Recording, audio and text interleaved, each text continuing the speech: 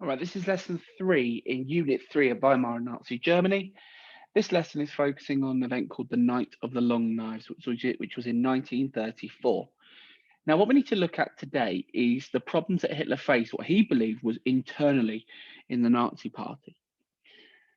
So we need to look at how Hitler removed threats within the Nazi Party because he thought that there were some people within his group that were potential threats to him. Well, not just that, but look at how he used the Night of the Long Knives to be able to get rid of old individuals who had upset him in the past. So background to Night of the Long Knives. By this stage, Hitler was a chancellor, but he wasn't in complete control because number one, well, the main reason actually is because Hindenburg was still around. Hitler had the Enabling Act passed. He removed a lot of his opposition. He removed political parties. He was in control of trade unions, and he also removed the Lander, which were the local political groups and local politics. Full stop. But he wasn't yet in complete control because Hindenburg was still alive.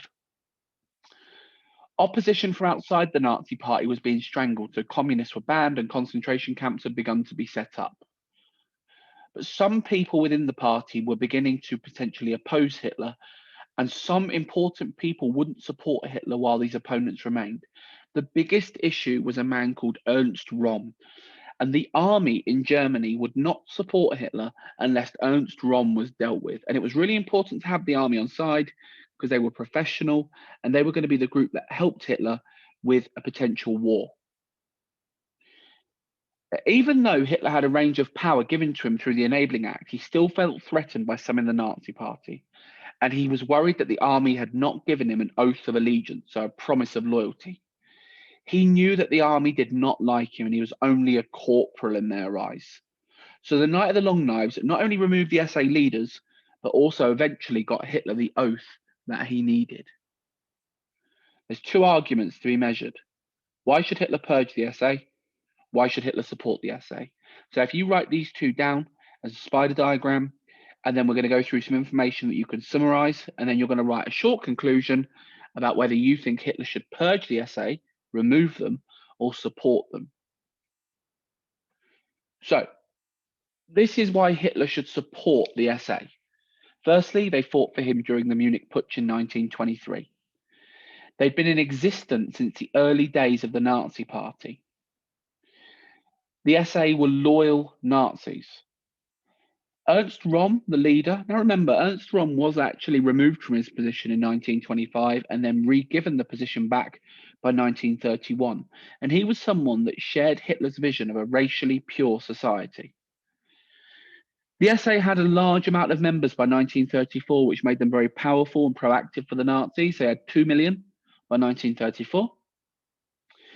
The SA also helped Hitler very much become the Chancellor because during the election campaigns, they put up posters, handed out leaflets, and intimidated political opponents through the 20s and 30s, furthermore, also helping him get the Enabling Act passed. And Röhm was personally loyal to Hitler. There are reasons why the SA should be kept in Hitler's eyes. If you just summarize 4 or 5 reasons around your spider diagram, and then we'll move on to why Hitler should purge the SA. So why should Hitler purge them? Firstly, if the SA weren't brought under control, Hitler might lose the support of Hindenburg. Hindenburg could still sack Hitler if he wanted. So by keeping him sweet, he might need to remove members of the SA. The SA were mindless thugs who were growing massively in numbers. The German army also was well organized, and to have them on your side was really important, and you couldn't have them on your side unless the SA were brought under control. The army were well trained, they possessed weapons necessary to wage a large scale war, which is what Hitler wanted to do. Ernst Röhm also wanted to merge the regular army with the SA, which really concerned the members of the army. There was no way they wanted to be joined to the SA. If Hitler did gain support of the German army, then he'd continue to get support of big businesses, which was really important to his propaganda needs. The SA were not a professional army. Although they were good at breaking up political meetings, Hitler didn't really need this at this stage. He'd removed all political parties by July 1933. So he needed a professional army more than the SA. Some SA leaders were demanding rewards for their service to the Nazi Party. So again, you could argue they were getting a bit too big for their boots.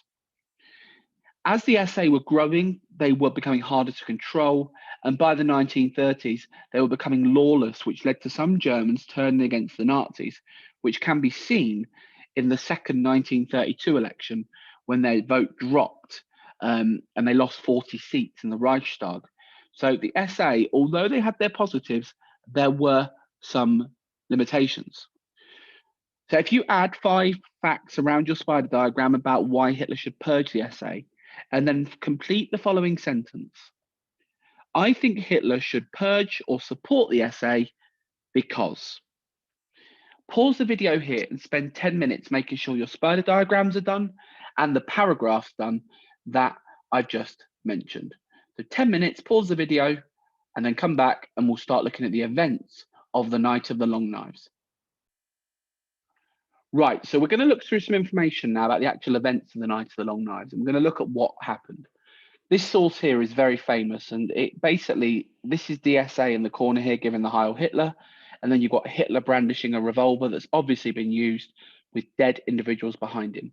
This very much suggests gives you an idea of what happened on the Night of the Long Knives. So the Night of the Long Knives, known as Operation Hummingbird or the Blood Purge, was the purging of Hitler's political and military rivals. Hitler depended on the SA during his rise to power. They fought for Hitler against the communists and helped him come to power. And by 1934, they were an enormous organization, making them very powerful, and Ernst Röhm a potential rival to Hitler. If Hitler lost control of them, he might lose support of Hindenburg, losing his chancellorship and potentially the army as well. Röhm wanted Hitler to reduce the power of big business, take over major industries, and wanted the SA to control the army. Obviously, that would have caused a lot of problems. Röhm had some very left-wing ideas in his ideas. Hitler was worried as the SA was made up of thugs, and although Röhm was loyal to Hitler, they'd previously argued about the role of the SA, alongside the fact that Röhm was a known drunk and homosexual, a trait that Hitler might not have liked. Now, the army was smaller, 100,000 men, and the army was supported by big business. They wanted Hitler to expand the army to go against the Treaty of Versailles, buy new weapons, but the army didn't trust Röhm and they weren't too keen on Hitler, really. So Hitler needed to win their respect. So when Hitler did become Chancellor, he promised the army leaders that he was going to rearm Germany, take back German land in the east of Europe, and said that he would also defeat France in a war. On top of this, the Nazis also had a much smaller bodyguard unit known as the SS, who were controlled by Heinrich Himmler. Himmler wanted to control the army, and they were a much smaller unit with 52,000 men who would be easier to control. So what actually happened on the Night of the Long Knives? So on the 30th of June, Hitler acted and sent key leaders of the SA to the Hotel Hanselbauer in Bavaria. Hitler and the SS went ahead and arrested key leaders, including Röhm, Ernst, and Hennes, who were later shot dead by the SS. It wasn't just this, though. This event also led to Hitler having a group of people arrested who had caused him issues in the past, including Kurt von Schleicher, who was the political deal at the end of Unit 2, Gustav von Kahr and Strasser, who were individuals who stabbed Hitler in the back during the Munich Putsch. Official records state that around 14 people were killed. However, the number was closer to 400. And Hitler came out and said basically that he was protecting the country from a terrorist threat, which meant that the army looked at him with more respect. And the final nail in the coffin for Germany's democracy, even if it could be called that at this stage, was on the 2nd of August 1934, Hindenburg died. Hitler then merged presidency and chancellorship together and created the role of the Führer. Upon the news of Hindenburg's death, the army swore an oath of loyalty to Hitler, who then became the Führer and the ultimate leader in Germany. Germany were officially a one-man dictatorship. So if you just make some notes in a spider diagram around this, talking about the key aspects, there is a video that you can watch, and I will put this link on Satchel 1. But what we do need to understand is that by the end of this lesson, Hindenburg had died, Hitler declared himself the Führer, he got a oath of loyalty from the army, and by the 19th of August 1934, over 90% of people had voted in favour of Hitler being the next dictator, probably through fear, but a public vote suggested that 90% voted in favour, and this signalled the end of the Weimar Republic. This would be in a question on how Hitler consolidated his power.